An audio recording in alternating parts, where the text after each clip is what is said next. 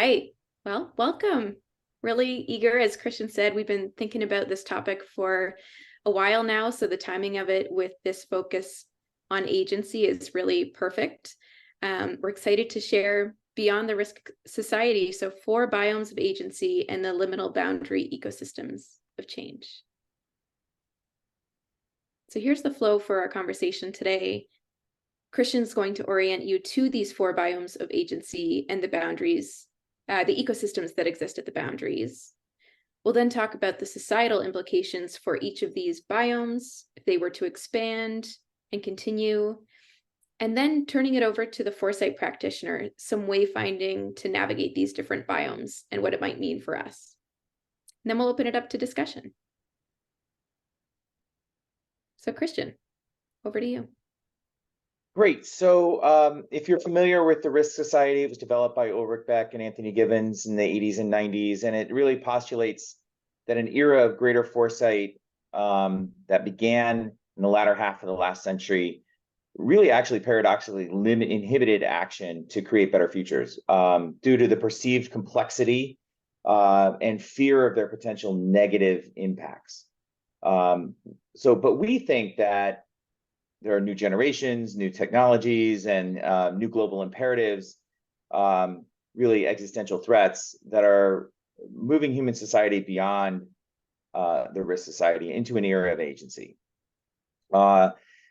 In this new era, we believe foresight can inform effective, responsible action in 3 of the biomes that Kelly mentioned, and there's a 4th emerging, which is a really interesting space that's just been emerging the last year or 2. It's been talked about for a really long time, but we're really starting to see it move forth in terms of the hyper real. And where those biomes intersect, we're starting to see some really interesting boundary ecosystems of change and some sort of potentiality. So agency, the ability of an individual or communities to have control over their lives, to make decisions independently that directly affects their futures. I really first began thinking about agency back in 2000 while I was doing a lot of multi-stakeholder scenario planning for low-income, marginalized communities in both in urban and rural areas in the United States. We really found that communities with an understandable external locus of control after decades of political and economic disempowerment, could really begin to feel like they had agency over their futures after collaborative scenario planning exercises, especially engaging in processes that systematically allowed them to sort trends and analyze them, really actually almost physically put their hands on trends and imagine different ways that they could combine, gave them a greater feeling of control.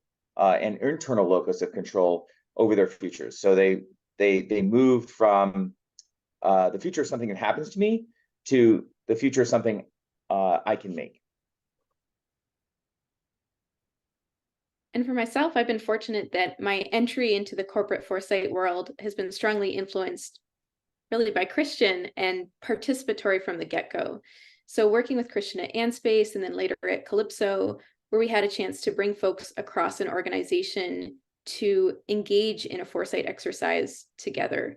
So regardless of department, region, tenure in the organization, and also age, they had a chance to dive in together, really hear each other's perspective, and shape the possibility for where they wanted to go together. So after Calypso, I did similar work at Courage, where I had a chance to do multi-stakeholder engagements. So instead of just one organization thinking about a broader ecosystem of actors and inviting them to hear from one another to shape their perspective vision together as well.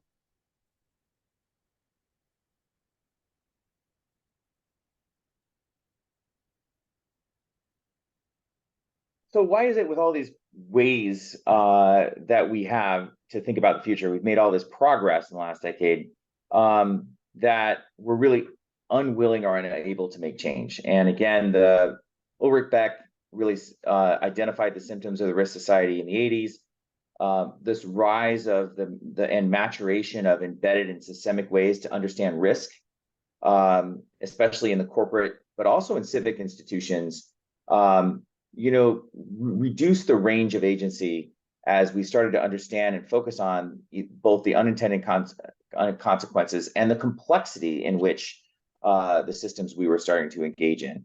And it was understandable. There certainly have been a lot of examples of well-intentioned interventions, whether in the political sphere or in the economic sphere, that actually had pretty negative consequences for large populations, whether that is aid to marginalized communities that created new power dynamics that ended up reinforcing the status quo even stronger, anti-pollution measures that helped in some ways, but then maybe caused significant harm halfway around the world, again, because of the complexity in which we were looking.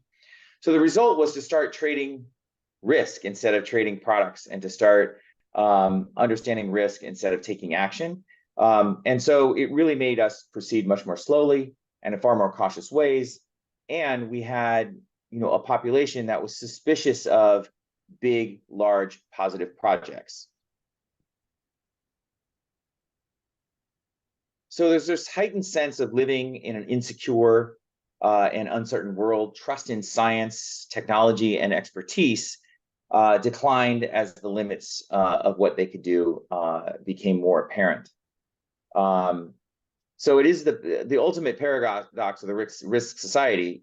Oftentimes, whether you're a futurist who trades in normative futures, you may end up doing the futures work that you do, paradoxically causing a lack of ability to move or a feeling of less agency. I think early in the 20th century, again, we have a lot of examples of, interventions that went wrong. But I think the question here is, what's about the future?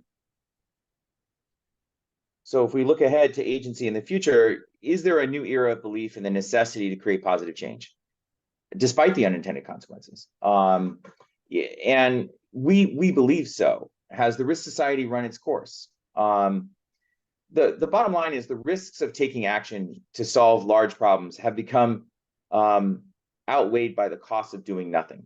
So in other words, yes, there's enormous risk in trying to confront climate change or greater equity or inequities in the world. But those are being outweighed by the fact of the risk of not doing anything.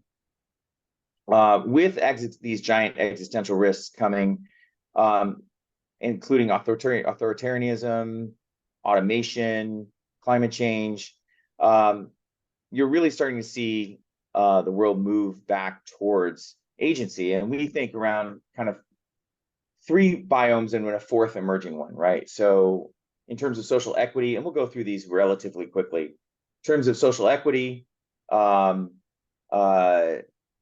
really starting to see a growth in individual and economic social freedoms and away from historically powerful norming behaviors that enforce behavior, values, and actions. So the dramatic rise of billions of people out of subsistence living really has no parallel in history, I don't think. I mean, even if you look at the Industrial Revolution, that was incredibly localized and affected a relatively small number of people. If you look at what's been happening in the last 20 or 30 years in terms of the billions that have come out of subsistence living, that's pretty amazing. If you look at the rise of the rights of the LGBTQ plus community, being able to live, love, raise families, work, consume like anybody else, that's been a dramatic step change and continues to this day, to the point where companies are really actively embracing training and scholarship programs around to improve diversity, to improve equity, not just to maintain their right to operate, but increasingly as a competitive advantage. The future of equity is really going to be populated by increasingly small communities of people that find others who share their very specific beliefs and form social and eventually political entities. So you're starting to see the support for multiple identities and many different identities, and the equality of many different identities may create much more smaller and fractured political and social communities. Identities are going to continue to splinter. Organizations will need to be able to work across many political and social boundaries, employing people who identify in many different cultures. And in some ways, a lot of times companies may actually become the social glue in common, as experiences for many. They come together, they may do work, whether that is like a corporate work or whether that's a civic organization. And yet at the end of the day or the end of the shift, they may go back into these very diverse and isolated communities. So how do we begin to work with many different identities? So the nature of agency in the future is going to be highly complex. So technology, the ability to create increasing value with the same or less resources, while increasing the ability to evolve at a faster rate. I think many futurists would point to technological change as being the prime mover. Certainly at the University of Houston, Peter Bishop took great lengths to teach us that it's not one type of change that happens in the world, but there are multiple types of change. However, it must be said that the ability of technology to increase the work and power that one person has over their environment can certainly be a large part of the story of history. The COVID-19 pandemic certainly highlighted the incredible speed and around the innovation around biotech and mRNA viruses, and then also vaccines, and then also the fact that billions of people just took them, right? Just accepted them, and in very short order started using them. More recently, the explosion of AI has been embraced, many would say, with not enough regard to future risk. But it's really the case that companies and countries are engaged in an arms race to build and deploy AI with very little assessment of risk. It's very much about agency. What can AI help me do? I have to tell you, I use it now pretty much daily in most of the work that I do. It's not going to replace me. It's not going to replace most of us, but it's going to make us, again, sorry, are we having some issues? The host. Yes, not to worry that the chat is we're currently having some trouble with the chat, but just working on it in the background. So okay, sorry great. for the No interruption. worries. I'll keep going. Okay. Thanks. Oh, no problem. So we certainly see the future of leverage. We're going to start to see generative AI become artificial general intelligence, where large language models are going to be trained to recognize and quickly learn without pre-programming how to do many different tasks that humans are doing today. Leaders are going to need to discern where AI should be applied and where humans will need to stay central to the work. And eventually we're going to talk about how digital is going to be interpenetrating all products and services.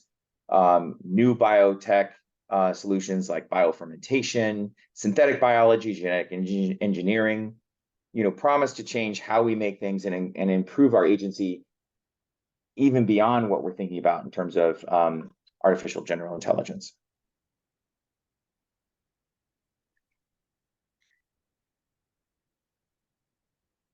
So I want to move a little faster. The Anthropocene obviously is that recognition that human action is the greatest impact on the conditions of the planet. As that becomes a more widely held belief among more and more humans and organizations, it's going to become a point of agency that humans have the ability to maintain the climate in some optimal state. Certainly, as the world has approached 1.5 C increases in temperature, and will probably quickly get to 2 C fairly quickly, the impacts of climate change are going to be such that we may start to see drastic agency actions, including geoengineering, certainly moving from net zero policies to climate positive policies. In other words, organizations are going to need to improve the quality of the environment to to maintain their right to operate, not just promise net zero. So you're already starting to see carbon sequestration, carbon utilization, replanting, reforesting, water filtration systems, and investments in regenerative agriculture are starting. The next step is going to be towards more significant interventions. And while this will certainly carry risks, I think it's almost impossible now to move away from geoengineering as part of the solution towards climate change. So humans are going to feel incredibly empowered to make change in the environment. So each of these three biomes are certainly influencing each other, and where they're coming into connection with each other, we're starting to see some really interesting sources of mutable and really interesting possible liminal spaces where things are just starting to percolate as these things come together. So moving forward, this is a much more speculative piece to what we're talking about. We don't have hard evidence that these liminal transitional spaces exist, but we think of them as boundary ecosystems. And boundary ecosystems where different biomes come together, you see oftentimes an explosion of life, a lot of different complexity. You see a lot of change in these boundary ecosystems over time, and that's kind of how we thought we'd take a look at some of these future liminal spaces where there's an awful lot of potential for positive action and change.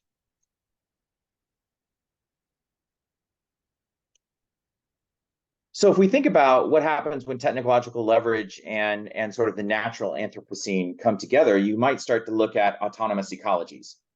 What happens when AI automation, new energy, biotech really start to combine with circular business models to create an entire interrelated ecosystem of robots that are supported by renewable energies and subscriptions from individuals and governments. And what you end up with is humans doing whatever they want and a highly supportive, complex system of mobile and fixed automation behind the scenes, recycling things, returning things. It's a very interesting future of having robots in vertical farms, highly automated vertical farms, pumping out food that has no pesticides, that's regenerating all of its water, that's using renewable energy systems to do its work. So autonomous ecology is a really interesting space that we might see develop. Regenerative capitalism, this is already starting, and I think increasingly you can certainly characterize a lot of what's been happening in terms of trends just in business that are moving towards regenerative capitalism. One of my clients recently announced that they were going to spend $200 million on regenerative agriculture. That's a wonderful investment and significant investment, but they're not doing it out of the goodness of their hearts. They're doing it because they think it's good business. You're looking at certified B Corps that now have social missions on top of their commitments to shareholders that allow them to be much more flexible in terms of how they use their profits. Certainly the rise of donut economics and what's happening in Amsterdam is really going to be interesting to follow. So regenerative capitalism can also means regenerative in terms of equity, right? So it's not just regenerative in the terms of sort of natural systems, but social systems. How is regenerative capitalism helping the environment, but also improving the equity among all the various different stakeholders that might be involved?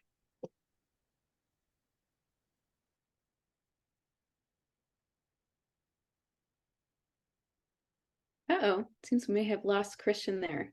So I'll jump in here on decentralized economies. So at the intersection of equity and leverage, here we have a world where automation, local manufacturing, and continued population growth in urban areas is allowing for companies and governments to really tackle most, if not all, of the requirements for civic life. Christian, I think you're back on. I am. Good way to jump right in there. Yeah. And so the last slide that I want to talk about is really about the hyper real. And I think, certainly the rise of cyberpunk, the philosophers from Baudrillard and others have been speculating about what happens when the increasingly digital parts of our lives become much more tangible. So I really see us moving forward into a watershed era where spatial computing plus generative AI is going to create this a really strong hyper real arena that will be impacting all three of the biomes and also the boundary ecosystems, right? They can combine, if you have generative AI combined with spatial computing, you could have producing entirely new worlds based on preferences or desires of their users. And those worlds maybe have every amount of validity as any other world. They may have their own rules, their own laws, their own customs, their own economies. You could be walking around a physical location, but actually skinning that reality to make it look however you want it to look. Other people walking around New York City, you may be walking on the, maybe floating in the clouds of Venus or on a bullet train on Mars. So you're going to start identifying, you're going to start having non-human avatars. You're going to have the hyper real is going to be extremely challenging in terms of navigating validity, navigating truth. Already, if you look at generative AI, oftentimes it will hallucinate or it will give you answers that are wrong, but wow, they're really good anyway. It's like, well, okay, that may not be true, but is it useful?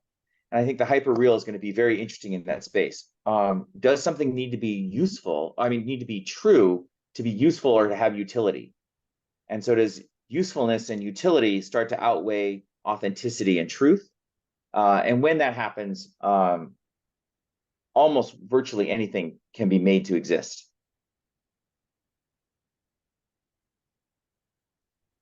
All right, so Christian walked us through those 3 biomes plus this new emerging hyperreal biome, as well as the boundary ecosystems that exist or are starting to exist. But we wanted to just bring it back to, what does this mean for society? What are the implications of these biomes? So for this first one, we'll start with the hyperreality, where multiple truths can coexist. What will it look like when individuals have that choice to opt into experiences that either reinforce their beliefs or challenge them? They're in the physical world or the digital world or somewhere in between. And how do we engage in open dialogue across an increasingly polarized society? In the equity-driven era, where, as Christian mentioned, individuals might be drawn to adopt multiple identities and find affinity or community across different sets of values or shared experiences. So how might we build empathy and understanding for those different identities, those multiple identities that exist both present, past, and in the future? And in the Anthropocene era, where, as Christian described, where unintended consequences will be critical to both anticipate and mitigate harm in terms of what actions we're taking to protect our biosphere integrity and making sure that it doesn't create an uneven benefit where one region may benefit, whereas another may experience worse outcomes. And lastly, in the era of technological leverage, where boundless opportunity exists, acknowledging just how quickly these technologies are shifting and accelerating, how can we effectively engage citizens to have the difficult conversations around the role of technology? So whether it's generative AI or other technologies tied to, can even go over to the geoengineering activities, are we prepared for the risks and opportunities that these technologies present? And just to offer for us as foresight practitioners on the call and whoever has a chance to watch this post, what does it mean for us? So in the era of hyperreality, the foresight practitioner may choose to lean on participatory and normative approaches. So given that those multiple truths exist, how do you create a process that really surfaces those and allows us to have conversations meaningfully about them? In the equity-driven era, I mean, this is an extension of what we're already prioritizing today. How can we be more sensitive to power dynamics, mindfully designing an inclusive experience, and really getting in front of any barriers to participation that might exist? In the Anthropocene era, again, leveraging that systems thinking, so drawing inspiration from Donella Meadows and others, and really exploring those unintended consequences, but taking that even further to bring in an element of developmental evaluation.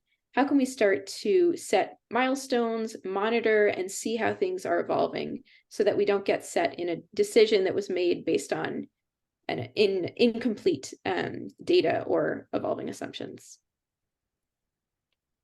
And lastly, in the era of leverage, just recognizing that for most of us, we have the privilege of spending our time investing in ideas about the future, tuning into these signals. How might we democratize that knowledge and prepare our communities to better make decisions today that are more informed? So just an invitation for us to think about how we might continually refresh our assumptions and point of view, but also share our knowledge more broadly.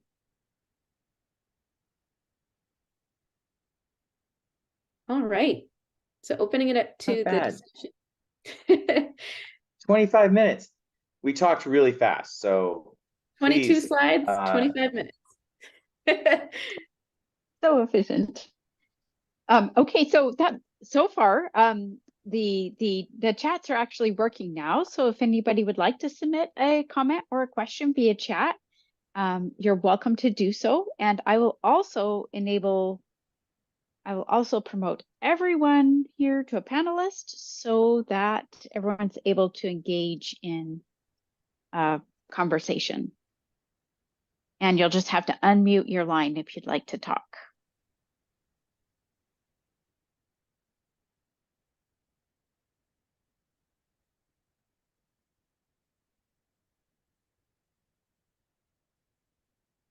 Taking a little bit of time here, just bear with me. Yeah, no problem. Actually, if we could get one person to suggest to issue a comment or a question, that would be fantastic, just to confirm that our audio is in fact working. Jack, can you hear me? This is Seth. Yes. Oh, hi, Seth. Hey, Seth. Hi. Oh, there we go. We have video too. Yeah. Hi. Could one of you maybe speculate a little bit on the intersection of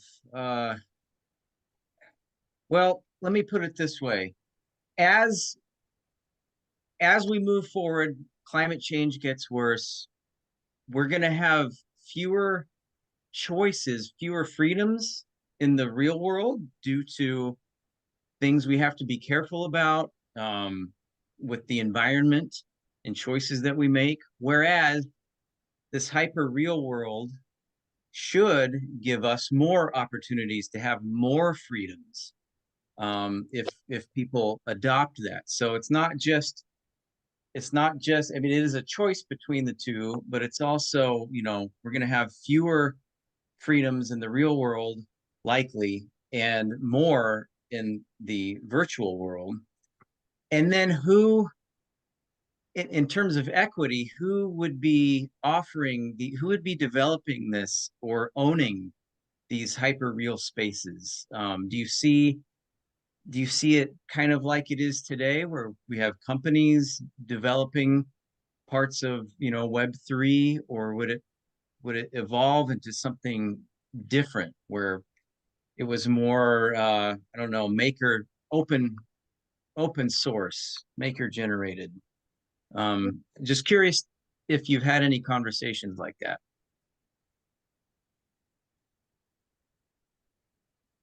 Kelly, you want me to start? Yeah, you start, but great question, Seth. Yeah, thanks, Seth. Certainly, I mean, I do think that there are some really interesting, if you look at, you know, the autonomous ecologies sort of liminal space, it's not necessarily a given assumption that we will have less choice in the real world, right? But that said, I think the broader question of how does the virtual space develop is very interesting. You're always better to bet on open systems versus closed. I see this very much like early days of the internet, and I look a lot to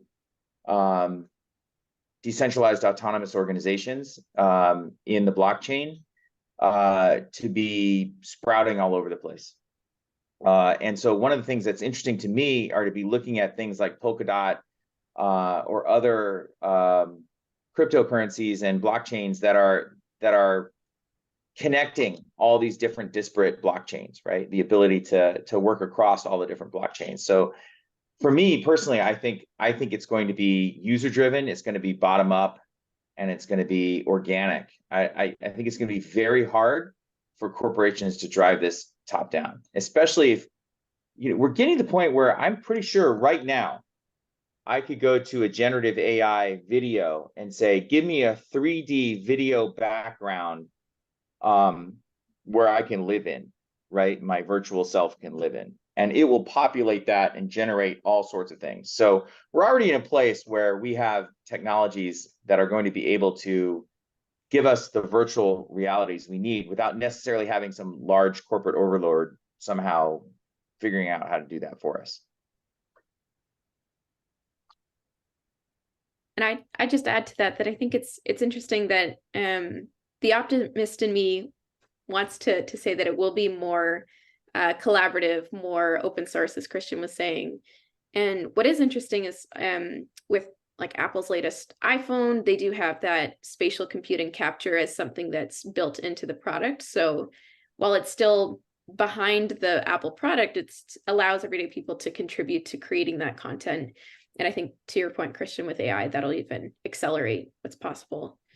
Your question on the climate change aspect, I think, is a really big one that we're grappling with, given that, the latest IPCC report really pushed the urgency around how now is the time to act to really prevent the worst of it. But it's hard to let go of our current ways of living and start to really live in that more climate positive perspective. So would love to continue that conversation. And if you see any insights on folks that are really starting to step into that, I mean, anecdotally seeing folks that are choosing an event like this, choosing to join virtually as opposed to in person, I think people are making their own choices in those kinds of ways. But what will it take for us as a society? And I see Michael Jackson on here and Richard Slaughter too. So I'd be curious if they have thoughts on that as well.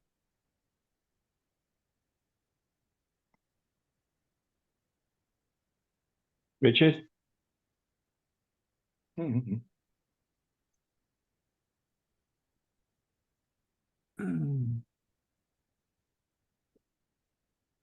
Hello, friends. Hello. Hi. Nice to see you again. Just stay on this and pick up some vibes. So the kind of comments I have are probably not really appropriate in a brief session like this, because I'm very familiar with the American view of technology, and I've always taken a kind of more Euro view that technologies are not just stuff, but they actually embrace the whole kind of social, economic, cultural origins. So they're not just things. Whereas we get so much talk and analysis about technology as powerful things, but we forget it's as if the whole social grounding of any technology is just simply lost and forgotten and out of sight. So I'll be talking briefly later about just one part of AI and chat, and are we getting smarter, or are we likely to become dumbed down? So I've got massive questions about that. And the point I'd like to, just one point perhaps from all that, is that I've come to believe that technologies have this essential duality about them. And while it's tempting to talk about all the wonderful things they can do, it's also a fact that they tend to be massively misused, which is why the current internet is more like a swamp than a technological wonderland. So, you know, there's so much to say around these issues. I was really holding back because I enjoyed your presentation. I didn't really want to take it in another direction, but that's where I'm coming from. And I'll finish just by saying that I picked up Nicholas Negroponte's Being Digital from 1995, and I was astounded at how he only saw the positive side, what it could do, where it could go, how it could help. There was hardly a caution in there about anything that concerns us so deeply now. So the view I'm putting forward is one that's not really about now, just about now and looking ahead. It's about the trajectory of where we've come from, what's embedded in that, and how that lands in our laps constantly as massive challenges that I don't think we're handling very well. So it's a lot to do. Well, I think that's what's really interesting about this new age of agency, right? I think we've come out of a long period where, to be honest, we have been a bit more risk averse in terms of, and what happens when we try to be more normative with technology. I mean, so I do think it's really interesting in terms of how normative futures may play in a world of agency. You know, the premise is that societies are going to be moving into taking more action around some of these existential threats. And as a result, you know, we're going to get unintended consequences, and we don't know what those are. But it sure seems really interesting that we are embracing, and not just technological change. We're moving fast and aggressively in lots of these different biomes, as I said. What happens when, you know, the role of the normative futurist is telling everyone to slow down, not to speed up, right? It's a very interesting, perhaps reframing of what foresight will be doing, and I find that a really interesting space. Like, again, what happens? The risk of not doing something outweighs the risk of doing something, even if you don't know what those unintended consequences are. And that's the world we're moving into, or we might be moving into. And I think what Kelly and I are saying is, we're not necessarily saying that this is a great thing. We're observing. We're not necessarily promoting. I think that's a way to say it. I mean, I think that's wonderful. I mean, I admire the work, I admire the thinking. I love the positivity behind it and the sophistication. I think this is terrific stuff. I guess one of the things that interests me is that we seem to have this kind of innovation happening all the time, whether we want it or not, whether it's useful or not. We seem to be stuck as a culture in welcoming innovation. And it's not just a case of getting used to the unintended side effects, but really asking ourselves, if we lived in a much more peaceful and integrated world, I could see a very strong argument for reasonably well-paced, fast-paced innovation, but I don't see any justification for it in a world as fragmented and dangerous and at each other's throats as we are. We are not living in the world where it's safe to keep on chasing on into new areas. I'll give you one quick example, and that is the other day there was a first lecture here by an amazing Australian scientist who's put together a team here in Sydney, I think, to make the first moves into quantum computing. And I was torn in half, because on the one hand, I could see the brilliance, the originality, the discipline, the hard work that's gone into creating this ability to actually move atoms around and work at the very structural foundation of nature. On the other hand, I'm saying to myself, this is going to be used in two ways as well. You know, we'll get whisper light devices coming at us from all directions. Neil Stephenson's science fiction novel, Snow Crash, from a while back, that is exactly the kind of world I believe that we're heading into. And in that situation, my feeling is that we actually should get on top of these innovators and say, look, guys, we love you, we think you're brilliant, but actually right now we've got our hands full.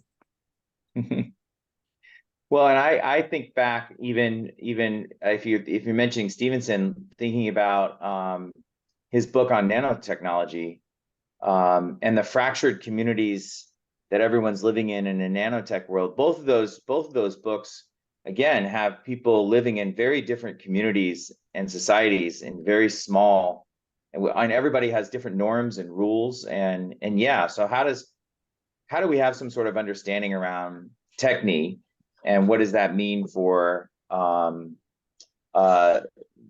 the increased individualization and the support for the individualization that we have, right? We want everybody to have the identity and to be a part of a community where they feel their values are best expressed, right? And where they're living their best self or selves, right? The reality of this age is we all have multiple identities. So I think that's a really interesting challenge, which is, yes, we want to make sure everyone has the ability to live in the communities that they want to be in. How does that work when there are incredibly large global challenges and around technology adoption and climate change happening? Well, like I said, this is such a big issue. I was reluctant to even come in on the end of your excellent presentation and start throwing things around. But for myself, I think it begins with having some commonality of understanding across cultures. That is where this stuff begins to make sense. And in a sense, you've touched on that through your notion of liminality, so that's good. I just don't feel at the present stage of human cultural, social, ethical worldview development that it makes sense to keep on pushing powerful innovations into a system that is already under enormous pressure. And so I think it rather suggests that we get our heads around this drift towards nascent dystopias, not because it's a forecast and we want to get there, but precisely so that we can understand more clearly the kind of outcomes that are almost inevitable if you take on these powerful forces in a fragmented, conflictual situation. I mean, we won't name names, but you all know the kind of hands that we would not like to see this stuff in. So I think our problem is more cultural and technological. And this is where Peter Bishop and I have had a conversation over 30 or 40 years about what's the most important. It's always very interesting to talk to someone who thinks tech comes first. I think society comes first. I've got that view from the European futurists. I still believe it.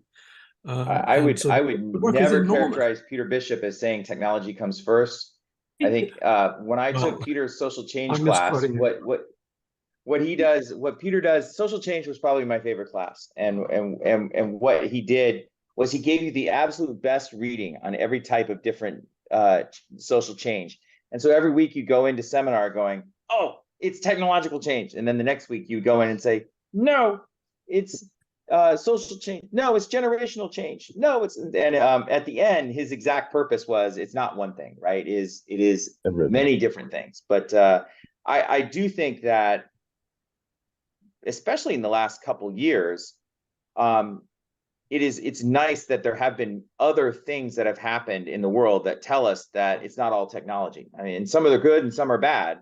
I think certainly the re-rise of authoritarianism, the deglobalization that's happening, these are things that are having massive impacts on us as societies, and they're not technology. And I think it is making people think.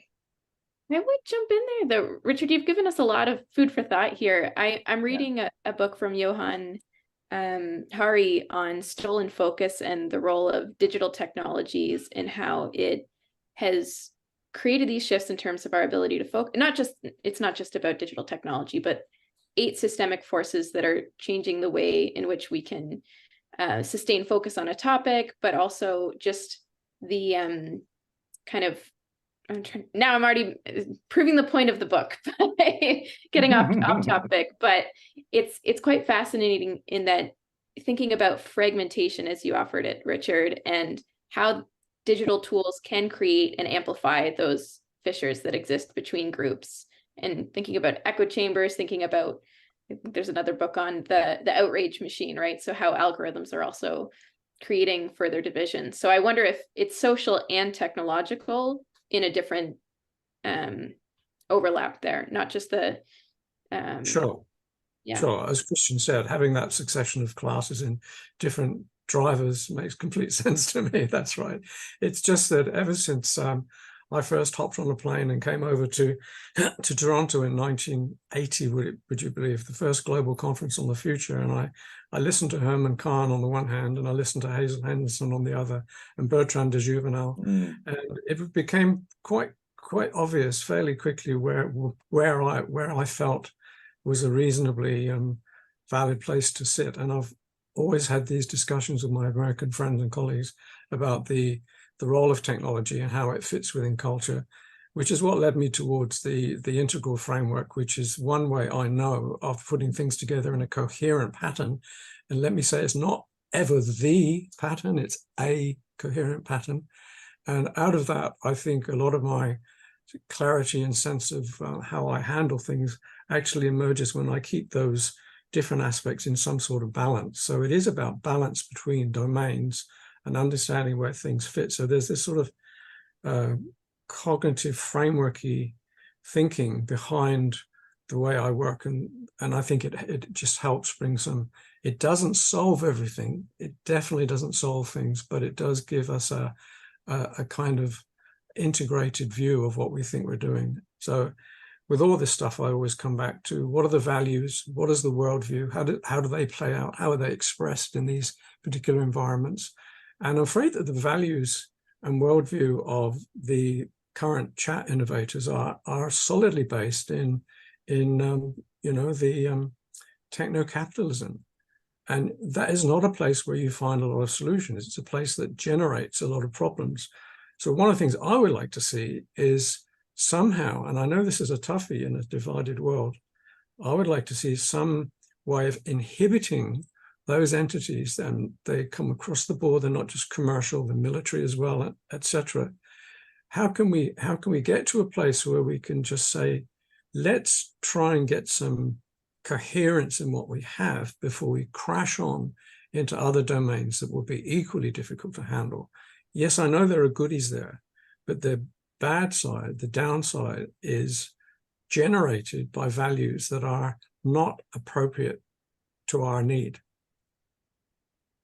So I do have one question I think is interesting to folks, would be around, as I listen to you guys, one arena that I've noticed that seems to be going against, it's sort of a counterpoint to a lot of what we've talked about tonight in terms of agency, is the re-rise of authoritarianism.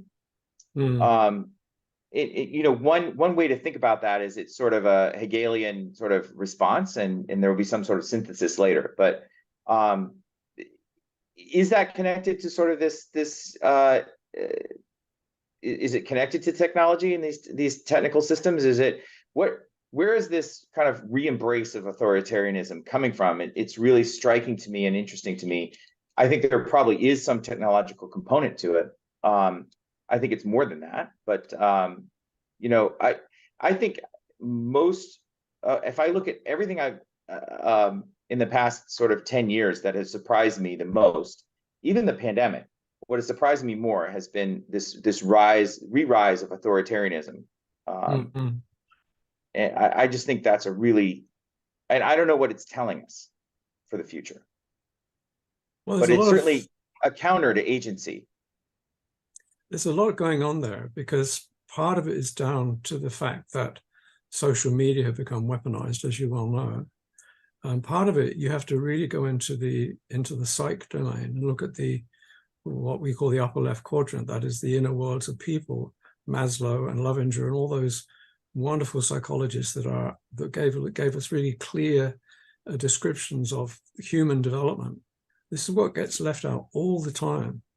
And as people's value development continues, I remember actually when the values thing first came out, and someone put them all together. I can't even remember what it's called now, but it was a book saying that values drive everything. And in fact, when you start looking at that, I was thinking, my goodness, no, surely that's not possible. But when I looked at it more closely, I could see how what happens, like this authoritarianism, comes out of a set of psychological settings that we know about, are clear about. And similarly, the people that are swayed by them can be the behavior, the responses on both sides can be laid out quite clearly in a psych sense. But I don't hear much of that. I hear the dynamism all seems to be on the side of what the tech is doing, rather than on the human cultural sources that give rise to this stuff in the first place. So what I'd like to see, and I think this is kind of inherent what I'm pulling from your presentation, is exploding this notion of liminal spaces to be able to touch on those things in culture that are not working well or are working well, and putting those together in a sort of coherent way. And it's easy to say, but very hard to do. Mm-hmm. Anyway, I think I've said enough. This is your presentation, not mine. Really appreciate It's it. been, Thank you. Yeah, Thank it's been you. wonderful to have the conversation.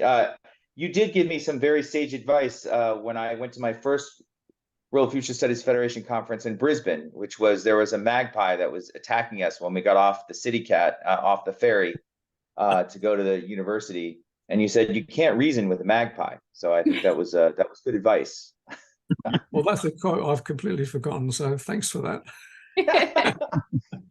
Yeah, they were dive bombing us because we were forgotten. walking under the nest every day. I look back and I would say, we're not trying to hurt your babies. It's fine.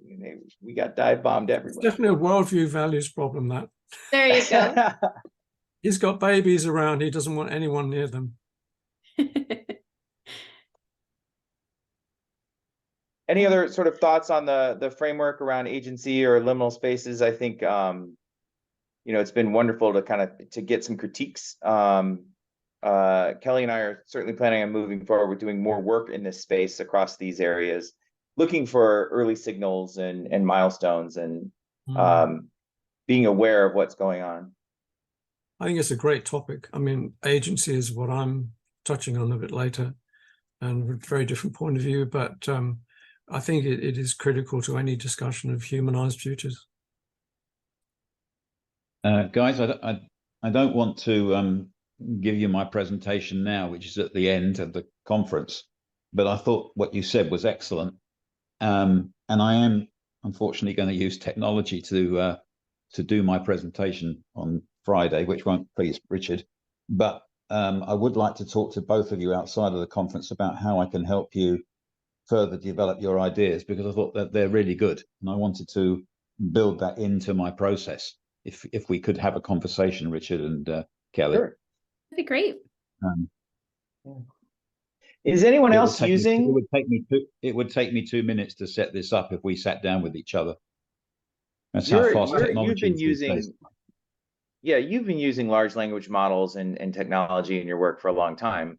Yeah, that's 10 right. years. Is anybody else sort of looking at or playing with? I think it's super important, no matter where you stand on the issue, to be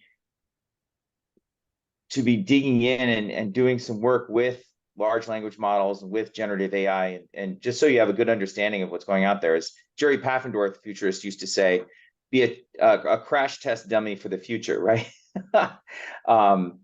I use it every day, and I've certainly found where it works and where there are significant limitations and where it's scary. For me, where it's scary is when it starts to hallucinate, but in a way that is so convincing.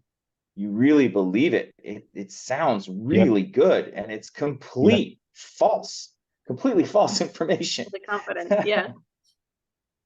Yeah, I will talk about that on Friday. Just to say that some of Richard's comments there, I'm going to build into the model, especially what should we stop doing. Yeah. It is interesting. So with Shaping Tomorrow, your leadership in... No, Kelly, I'm not with Shaping Tomorrow. I haven't been for 3 years. Oh, okay. Sorry about that. Shaping Tomorrow is still doing linear forecasting. I see. But okay. But I went away from that and said, I want to build something different. I want a democratized 8 billion people able to do foresight for free. That's what I'm working on. Amazing. Okay, I'll gotta do some catching up then. Yeah, But just yeah, but in general, it's not launched yet, but it's nearly there. Maybe 2 or 3 weeks we'll have a working version. We've already got 3 clients, one of which has got 10 million people that they want to put on the site, and ask them what the future holds, not just for their own company but for the world, and then to use that in an anonymous way for them to be able to say we should be changing our world to do this. So that is using a corporate to change the world because they're listening to the people. But at the same time, we're asking people to say, come to us and put in what you think your future holds. Our robot will help you to figure out whether you should be a coal miner or a prompt engineer. And if you're putting down coal miner, that's maybe not a good idea. So the AI will be a coach. And then all of that information that we get from all of these people will feed into reports that we can generate in an hour on the whole of strategic foresight to give back to the company a report that says, here's where we stand on liminal spaces. Here's what you should be doing about liminal spaces. And now what Richard has said, and here's what we should stop doing. Yeah.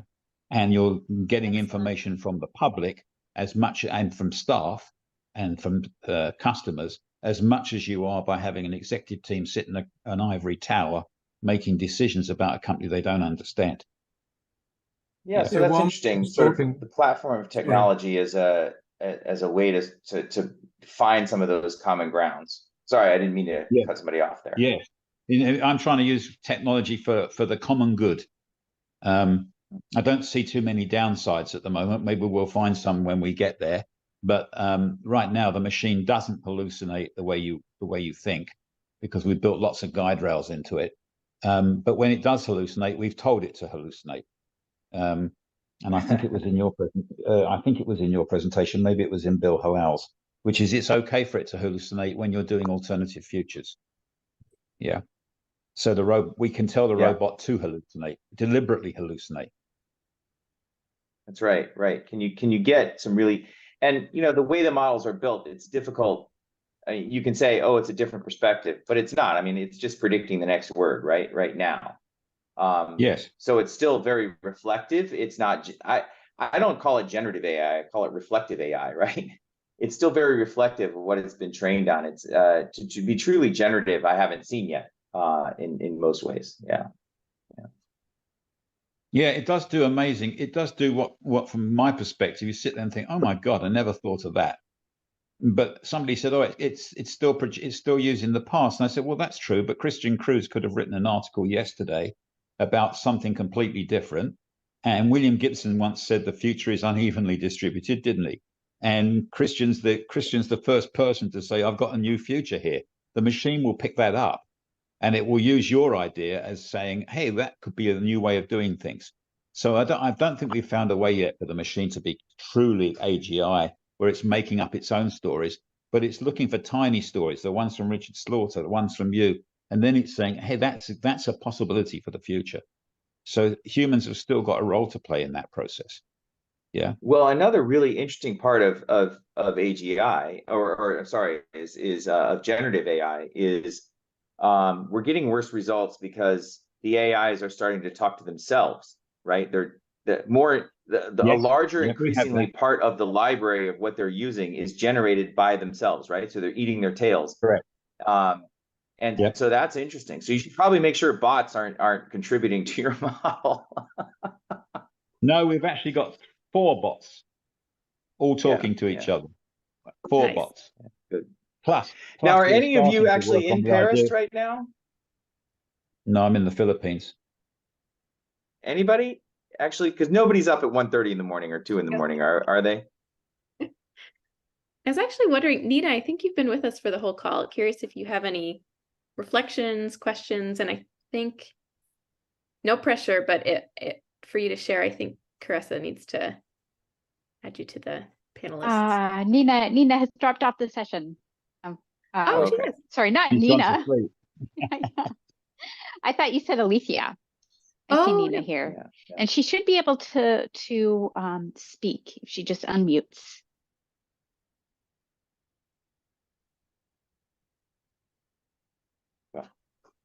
I am running up against a time constraint at 8:30. Yeah. Well, 8:30 local, my time. Yeah.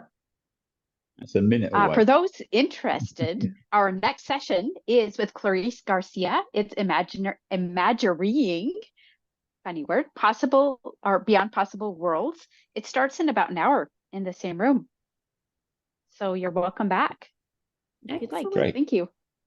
Thank you so much for this Thank you. very, truly very interesting discussion. To be honest, I've overestimated my possibility to discuss with you because we are here in Zurich, in Switzerland. It's like half past 2. It's a bit Wow. difficult to be Yeah. honest. Yeah. But it was the best ever good nights and sleep story. So thank you so much for this wonderful discussion. And in Zurich and in St. Gallen, the University of St. Gallen, we had last week some forums to these topics, and to be honest, more or less the same topics. Sure, different conclusions, but yeah, thank you so much. It was Yeah, thank St. you. Gallen's a Thank you. wonderful It's been spot good. for doing some amazing research and foresight. So thank you. And my thanks to you as well. Yeah, thank you, guys. Good to hear your voice again. Thanks, Talk to you Richard. soon. Thanks, Michael. And thanks, Seth, for the Bye-bye question to all. kick it off. Yeah, wonderful. Thanks, everyone. All right. Bye-bye. Bye.